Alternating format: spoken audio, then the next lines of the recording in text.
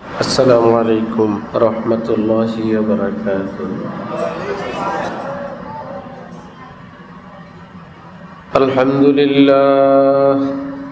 আলহামদুলিল্লাহি ওয়া কাফা ওয়া সালামুন আলা ইবাদিহিল্লাযীনা ইসতাফা, আম্মা বা'দ। ফাআউযু বিল্লাহি মিনাশ শাইতানির রাজীম। বিসমিল্লাহির রহমানির রহিম।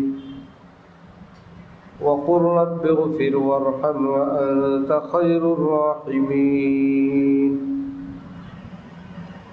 صدق الله مولانا العظيم. وقال رسول الله صلى الله تعالى عليه وسلم: التائب من الذنب كمن لا ذنب له. وقال رسول الله صلى الله تعالى عليه وسلم: ما أصر من استغفر وإن عاد في اليوم 70 مرة، أو كما قال رسول الله صلى الله تعالى عليه وسلم. মুআজ্জাজ হাজিরিন, আমি আল্লাহ পাক রব্বুল আলামিনের পবিত্র কালামের অংশবিশেষ তিলাওয়াত করলাম এবং হযরত রাসূলুল্লাহ সাল্লাল্লাহু আলাইহি ওয়াসাল্লামের দুইখানা হাদিস শরীফ পাঠ করলাম। আল্লাহ পাক কোরআন শরীফ এবং হাদিস শরীফের উসিলায় আমাদের জীবনের সমস্ত গুনাহ মাফ করে দেন, আমাদেরকে আল্লাহ ওয়ালা হওয়ার তৌফিক দান করেন, সমস্ত পাপাচার থেকে গুনাহ থেকে তওবা করার তৌফিক দান করেন। হযরত রাসূলুল্লাহ সাল্লাল্লাহু আলাইহি ওয়াসাল্লাম ইরশাদ করেন: কুল্লু মাউলুদিন ইউলাদু আলাল ফিতরাহ। এই পৃথিবীর প্রত্যেকটা সন্তান নিষ্পাপ জন্মগ্রহণ করে। কোনো মানুষ কেহই মুসলিম কিংবা অমুসলিম কারো সন্তানই পাপিষ্ঠ হয়ে পৃথিবীতে আসে না। তারপর পরিবেশ পরিস্থিতি, তার অভিভাবক, তার ঘর ইত্যাদির কারণে তার জীবনে পাপের দাগ লাগে। আবার আল্লাহ পাক তাকে নিষ্পাপ বানানোর ব্যবস্থা আবার করলেন, নিষ্পাপ তাকে পৃথিবীতে প্রেরণ করলেন। সে, তার অভিভাবক, দুনিয়ার যে কোনো কেউ তাকে পাপী বানাইল, আল্লাহ পাক তাকে আবার নিষ্পাপ বানানোর ব্যবস্থা করলেন। যদি তুমি তওবা করো, আমি তোমাকে আবার নিষ্পাপ বানাই দেব।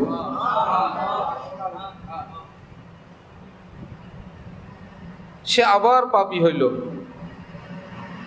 নবীজি বলেন, আবার যদি সে তওবা করে, আল্লাহ পাক আবার তাকে নিষ্পাপ বানাবেন। এমনকি যদি সে একদিনে একই ধরনের অপরাধ 70 বার করলো, 70 বার সে আল্লাহ পাকের নিকট ক্ষমা চাইল, সেই পাপের দাগ, অন্যায় গুনাহের দাগ আল্লাহ পাক পরিপূর্ণভাবে মুছে দিয়ে পবিত্র করে এতটা পবিত্র করবেন যেন তার জীবনে কোনো পাপের চিহ্ন একদম ছিল না। এটা কতবার? 70 বার। আরেক হাদিসে আছে 100 বার। হাদিসের ব্যাখ্যাকারীগণ বলেন, তাহলে কি 101 বার যদি হয়? 100 বার পর্যন্ত আছে, 70 বার পর্যন্ত আছে। এবার ব্যাখ্যাকারীরা বললেন, এটা কোনো সংখ্যা বলার জন্য না, উদ্দেশ্য যতবার মাপ চায় ততবার মাপ করে দিবেন। আনলিমিটেড। আল্লাহ, এই জন্য এক বুজুর্গ আল্লাহ পাকের রহমতকে বুঝানোর জন্য এই ভাষায় তিনি বলছিলেন, বাজ আ হর আঁচে হস্তি বাজ আ, গর কাফেরো গব্র বুত পরস্তি বাজ আ, ই দরগায়ে মা দরগায়ে না উম্মিদি নিস্ত, সদবার আগার তওবা শিকস্তি বাজ আ। ফিরে আসো বান্দা আমার দরবারে ফিরে আসো, গর কাফেরো গব্র বুত পরস্তি বাজ আ। যদি মধ্যখানে কাফের হয়ে যাও, মূর্তি পূজক হয়ে যাও, ফিরে আসো, ফিরে আসো। ফিরে আসলে আমি তোমাকেও ক্ষমা করে দিব। কারণ আমার দরবার এটা নৈরাশ্যের দরবার না, নিরাশার দরবার না, এটা বড় আশার দরবার, এটা রহমতের দরবার। এখানে নৈরাশ্যতা হারাম, এখানে ক্ষমা করবে না এ আকীদা রাখা নিষেধ।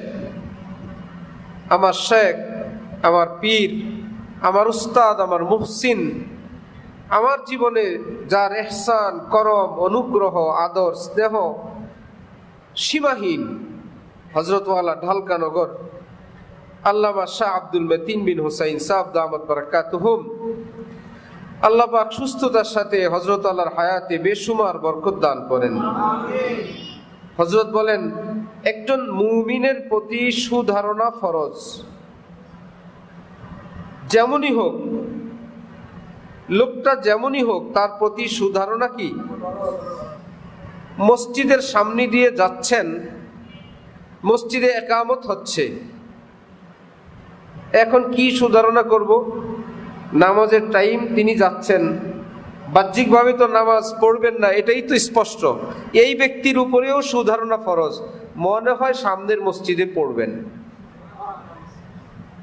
অথবা মনে হয় আগের মসজিদে পড়ে আসছেন, অথবা মনে হয় ওনার কোনো ইমার্জেন্সি কোনো বিষয় আছে, অথবা বাসায় কেউ অসুস্থ ঔষধের জন্য যায়, অথবা আমার জানা নাই এমন কোনো ওজর আছেন, তার আছে যেটা আমার জানা নাই। কয়েকজন এখানে আসেন, ভিআইপি সিট খালি, যে সিটের জন্য দুনিয়াওয়ালারা ধাক্কাধাক্কি করে সেই সিট খালি এখানে। আসেন জাকির সাহেব, আসেন।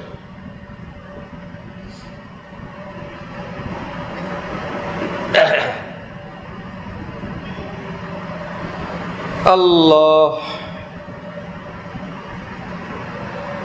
একদম গুনায় লিপ্ত কোনো ব্যক্তি, তাকে দেখার পরেও সুধারণা করতে হবে। একদম গুনায় লিপ্ত, কি সুধারণা? হয়তো সে তওবা করে নিছে, আমি যাকে দেখছি গুনাহ করতে, সুধারণা করতে হবে, হ্যাঁ আমি তো তার গুনাহ দেখছি, আমি তো তার তওবা দেখি নেই। ভাই, তওবা দেখারই বা প্রয়োজন কি? হয়তো বা আল্লাহ পাক তার কোনো কারণে আল্লাহ পাক তাকে ক্ষমা করে দিচ্ছেন। এতটা নিয়ম ইসলামের, কারণ কুধারণা কারো উপর করা হারাম, সুধারণা করতে হবে। তাহলে ভালো মানুষের উপর সুধারণা কি ফরজ না আরো বড় ফরজ? পাপিষ্টের উপর যদি সুধারণা ফরজ, ভালো মানুষের উপর সুধারণা কি নরমাল ফরজ না আরো বড় ফরজ? ওলিয়া উলিয়াদের উপর সুধারণা, নবী রাসূলের উপর, আল্লাহর উপর। সুবহানাল্লাহ। হযরত বলেন, একজন মুসলমানের উপর সুধারণা যদি ফরজ হয়, তাহলে আল্লাহর উপর সুধারণা করা চাই না কুধারণা? তাহলে একজন মুসলমান নিজের ব্যাপারে আমার ভুলও আছে আর কিছু আমলও আছে, তাহলে আল্লাহর উপর কোন না, যেমনি হোক আল্লাহ আমারে গজব দিবেনি, আল্লাহ আমারে জাহান্নামে দিবেই, এটা কি সুধারণা হইল না কুধারণা? বরং এই সুধারণা রাখা, না আমার আল্লাহ আমারে মাফ করিয়ে দিবেন, না কোনো একটা রাস্তা আল্লাহ বের করবেনি, আমার আল্লাহ আমারে মাফ করিয়ে দিবেন, আমার আল্লাহ আমাকে মাফ করবেন, আমার আল্লাহ আমারে অনেক আদর করেন, আমি ভুলছি, আমার আল্লাহ তো ভুলেন নাই, আমি কত নাফরমানি করি, বেলায় বেলায় তো খাবার ঠিকই খাওয়ান, রাতের বেলায় তো তিনি আমাকে ঘুম পাড়ায় দেন। আহা, আমার ঘুমটা যদি না দিতেন আমার কি উপায় হইতো? আমি তো পাগল হয়ে যেতাম। খাবার খাওয়ার পর পেটে যদি হজম না হইতো আমার কি উপায় হইতো? হজম হওয়ার পর যদি বাথরুম না হইতো আমার কি উপায় হইতো? এই কালো চোখে আলো যদি না থাকতো আমার কি উপায় হইতো? মা বা ভাই বোন একে যদি চিনতে না পারতাম আমার কি উপায় হইতো? আমার আল্লাহ তো আমারে এত সব নিয়ামত দিয়ে রাখছেন না, আমার আল্লাহর আদর মায়া চালু আছে, আমার আল্লাহ আমারে মাফ করিয়ে দিবেন। সুবহানাল্লাহ। তাহলে আমার ব্যাপারে যদি এমন সুধারণা হয়, অন্য মুসলমানের ভাইয়ের ব্যাপারেও আল্লাহর উপরে সুধারণা, আমার আল্লাহ আমার ভাইকেও মাফ করে দিবেন, আমার আল্লাহ তাকেও মাফ করে দিবেন। তাহলে আসছিলাম পৃথিবীতে নিষ্পাপ, এই নিষ্পাপ হওয়ার ব্যবস্থা কি শেষ না এখনো আছে? কেমনে? তওবা। তওবা করলে আবার নিষ্পাপ, আবার ভুল করলে আবার তওবা করলে আবার নিষ্পাপ, আবার ভুল করলে আবার পাপী, তওবা করলে আবার নিষ্পাপ। কতদিন? খাজা আজিজুল হাসান মজজুব হাকিমুল উম্মতের খলিফা তিনি বলেন, না চিৎকার সকে নফস কে পেহলুয়া কো তো ইউं হাত পাও ভি ঢিলে না ডালে। নফসের সঙ্গে পারবা না তো পরাজয় বরণ করে তুমি ক্ষান্ত হয়েও না, একদম হাত পা ছেড়ে দিও না। আরে উসসে কুস্তি তো হয় উমর ভর কি, কবি ও দাবালে কবি তু দাবালে। তার সঙ্গে যুদ্ধ তো জীবন ভর, যদি তুমি তার কাছে কখনো পরাজিত হও কখনো তুমি তাকেও পরাজিত করো। ये रिश्ता मोहब्बत का কায়েম হি রাখে। আল্লাহর সঙ্গে তোমার এই বেগুনাহ থাকার যে সম্পর্কটা এটা অবশ্যই তুমি বহাল রাখবা। গুনাহ করার কারণে যদি সম্পর্কটা ছিন্ন করে দেয় শয়তান, আবার তওবা করে তুমি জোড়া লাগাই দিবা। শয়তান একটা গুনাহ করায় মানে আল্লাহর সঙ্গে সম্পর্ক তারটা ছিঁড়ে দেয়, আবার তওবা করা মানে তুমি তারটা জোড়ায় দিলা, তার জোড়ায় দিলেই লাইট জ্বলে। কেউ এসে আবার তার, অনেক বাড়ি আছে না তার চুরি হয়, আছে না তার চুরি হয়। কেউ কি আছে চোরে তার নেয় বলে এখন মোমবাতি জ্বালায় থাকে, বিরক্ত হয়, আবার তার কিনে, আবার তার কিনে, আর উপর দিয়ে তার লাগায়, আবার সেফটি কিছু দেয়, তারের পাহারাদার লাগায়, যতবার চোরে নেয় ততবার লাগায়। কারণ ফ্রিজ তো চালানো লাগবে, মোমবাতি দিয়ে আলোর ব্যবস্থা করব, ফ্রিজ তো চলবে না, ফ্যান তো চলবে না, ভাই চলো কি করব, চাই না চোরে নেয়, যদি চোরে নেয় তাহলে আবার তার কিনবো। ঠিক চাই না গুনাহ হোক, যদি গুনাহ হয়েই যায় আবার তওবা করব। প্রস্তুত আছি সবাই ইনশাআল্লাহ? ये रिश्ता मोहब्बत का কায়েম হি রাখে। আল্লাহর সঙ্গে সম্পর্ক অটুট রাখবই, এটা বহাল রাখবই। যে 100 বার টুটে 100 বার যদি ছেড়ে শয়তান 100 বার জোড়ে, 100 বার আমি জোড়া লাগাবো। আর আমার আল্লাহ উনি ঘোষণা দিয়েছেন 100 বার জোড়া লাগাইলে এই পৃথিবীর জোড়া লাগানোর চিহ্ন থাকে, এটা ঝালাই পালাই হইতে হইতে একদম জায়গাটা অন্যরকম হয়ে গেছে। আল্লাহ পাক বলেন তওবা দিয়ে জোড়া দিলে কোনো দাগ থাকে না, যেন এখানে কোনো জোড়াই লাগে নাই, একদম নতুন। দলিল জোড়ার কোনো চিহ্ন নাই। দলিল আত-তাইবু মিনাজ যামবি কামান লা যামবালা, যে গুনাহ থেকে তওবা করে না, নবীজি বলেন এই ব্যক্তিকে আল্লাহ এতটা নির্দাগ বানান যেন তার জীবনে কোনো গুনাহ হয়ই নেই। এখানে কোনো জোড়া ছিল এমন কোনো চিহ্নই বাকি থাকে না, ঝালাইয়ের দাগ থাকে। রব্বুল আলামিন যে ঝালাই করে দেন এর কোনো দাগ থাকে না। তাহলে বেগুনাহ ছিলাম, সুতরাং বেগুনাহ হওয়ার ব্যবস্থা আছে না? এত কিছুর পরেও যে আল্লাহ পাঠাইলেন বেগুনাহ, হয়ে গেল গুনাহ, আবার বেগুনাহ হওয়ার ব্যবস্থা রাখছেন, সেটাও করলো না। একদিকে ঈমান আরেকদিকে গুনাহ নিয়ে কবরে যায়, তাদের জন্য রাখছেন জাহান্নাম। হ্যাঁ, এত সব করলাম, নবী পাঠাইলাম, ওলি পাঠাইলাম, আলেম পাঠাইলাম, কিতাব পাঠাইলাম, আমি তো তোর চোখে পানি দিয়ে রাখলাম, একটু চোখের পানি বের করতে পারলি না? চোখে পানি আনার লাইনটাকে আমরা করছিলাম, ওই ড্রেন পাইপকে আমরা লাগাইছি না আল্লাহ লাগাই রাখছেন? সব রেডি করে রাখছেন, তুমি একটু চেষ্টা করো। পানি তো প্রস্তুত করে রাখছি, সব লাইন গাট আমি করে রাখছি, তুমি হাত উঠাও, একটু মনে দুঃখিত হও, পানি তো আমিই বাইর করে দিব। আমি পানি বের করলে আমি আবার আরেক দিক থেকে ঘোষণা দিয়ে রাখছি, এই ফেরেশতারা, যার চোখের কোনায়ও যদি একটু পানি দেখো, ওই চেহারার উপর জাহান্নাম তোকে হারাম করে দিলাম। সব প্রস্তুত, সব রেডি করে রাখছেন। আল্লাহ আমাদেরকে দিন বুঝার তৌফিক দান করেন। তাহলে ওই জাহান্নামে জ্বলার জন্য কেউ কি প্রস্তুত আছি? একটু আগুন লাগলে, একটু কারেন্টে শর্ট করলে, একটু কোনো রকম পড়ে গেলে কত জ্বলে, কত কষ্ট হয়। তখন মনে পড়ে আল্লাহ, মাথা থেকে পা পর্যন্ত জ্বলা কত কষ্টের, জাহান্নামের আগুনের পাওয়ার কত। এই জন্য এই চান্দে দিন রুক যাইয়ে গানে বাজানে সে ইহা, কয়েকদিন একটু কষ্ট করি, সেই বড় কষ্ট থেকে এই ছোট কষ্ট সহজ।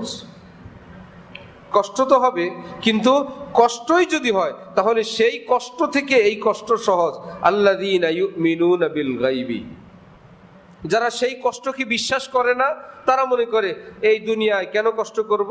যারা ঈমানওয়ালা তারা জানে ওফো, কষ্ট তো সামনেরটা বড়, এই জন্য ওই কষ্ট থেকে রক্ষা পাওয়ার জন্য দুনিয়ার কষ্ট তারা বরণ করে।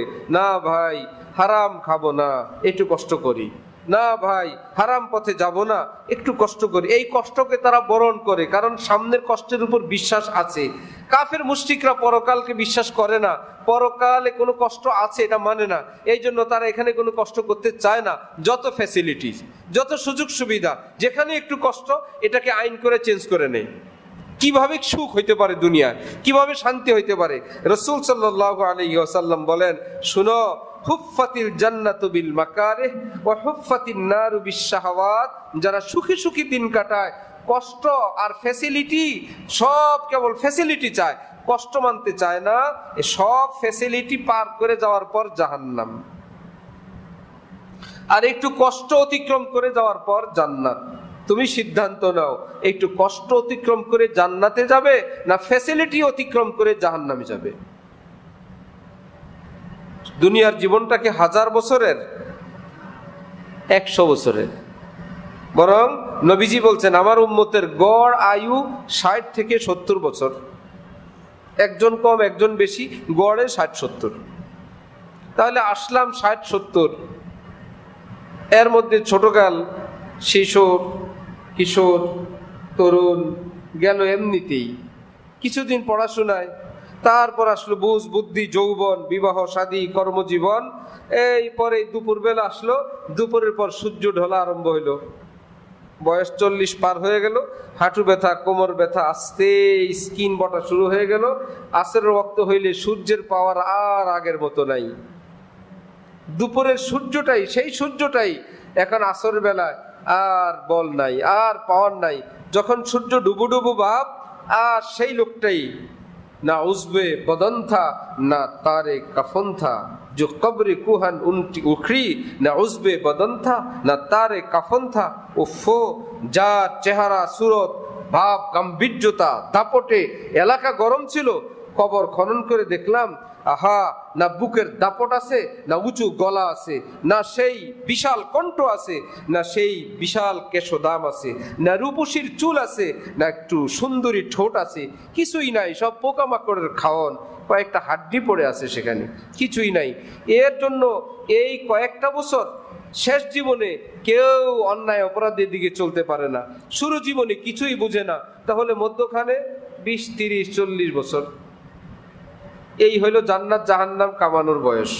30-40 বছর আগে পরে বাদ দিলে এই কয়েকটা দিন এই বিশাল চিরকালের জান্নাতের জন্য আমরা হিম্মত করতে পারবো না ইনশাআল্লাহ। হে আল্লাহ, আপনি আমাদের সকলকে তৌফিক দান করেন। হালাল খাই, রুটি চাটনি খাইলে সমস্যা কিসের?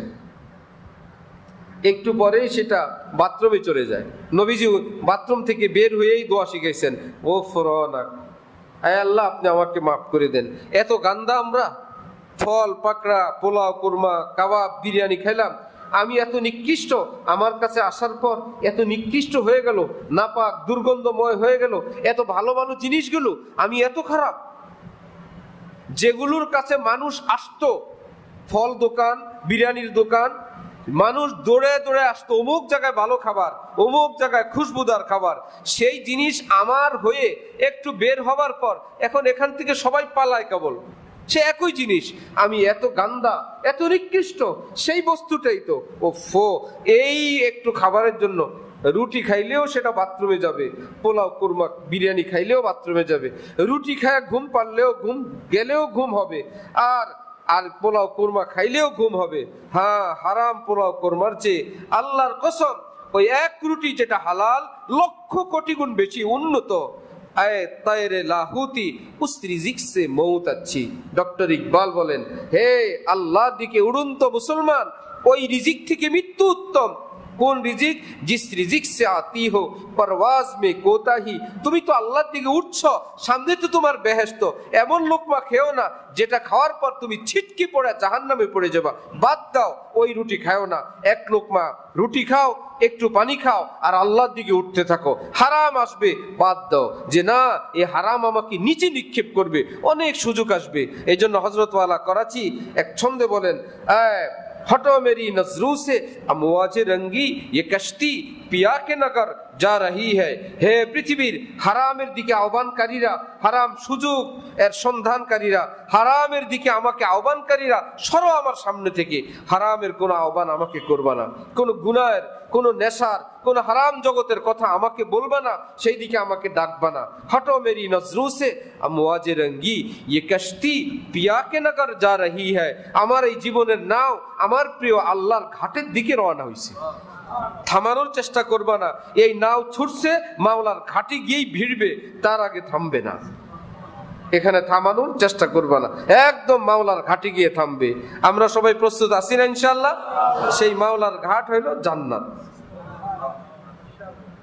সেটা অনেক দূরে না, সেটা ঈমানের সাথে মৃত্যু হইলেই জান্নাত শুরু। মৃত্যু যার যখন, তখন থেকেই জান্নাত। মৃত্যু যার অনেক দূরে, কয়েক লক্ষ বছর পরে মৃত্যু, যার যখন মৃত্যু তখন থেকেই জান্নাত শুরু। কারণ কবরটাই জান্নাতের একটা টুকরা। এই জন্য এক বুজুর্গ বলে, জান্নাত তো হ্যাঁ, জান্নাত তো আইদিল, মোহাব্বত তো আইদিল বড়ি চিজ হ্যায়। হে আল্লাহ, আপনার মোহাব্বত তো অনেক বড় ব্যাপার। ये क्या कम है जो उसकी हसरत मिले। আল্লাহ মোহাব্বত এত বড়, মোহাব্বতের এই যদি আফসুস হয় এটাও দামি। হে আল্লাহ, জান্নাত তো অনেক দামি, জান্নাতের প্রস্তুতি এবং জান্নাতের পূর্বের ভূমিকা সেটাও অনেক দামি। হযরত ইউসুফ আলাইহিস সালামকে মিশরের নারীরা বলছে, যদি সামনে জুলাইখার কথা না শুনো জেলে দিব। উনি বলেন, ওয়েলকাম। গুনাহ না করে যদি জেলখানায় যাওয়া লাগে, ওই জেলখানাকে আমি ওয়েলকাম জানাই। জেলে যাব, গুনাহ যাব না।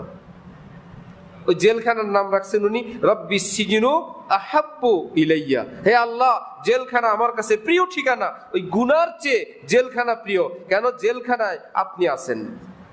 জেলে গেলে আল্লাহ খুশি, গুনায় গেলে আল্লাহ খুশি না, আল্লাহ নারাজ। গুনায় যাব না, জেলে যাব, যেই জেলে আল্লাহ খুশি আছেন।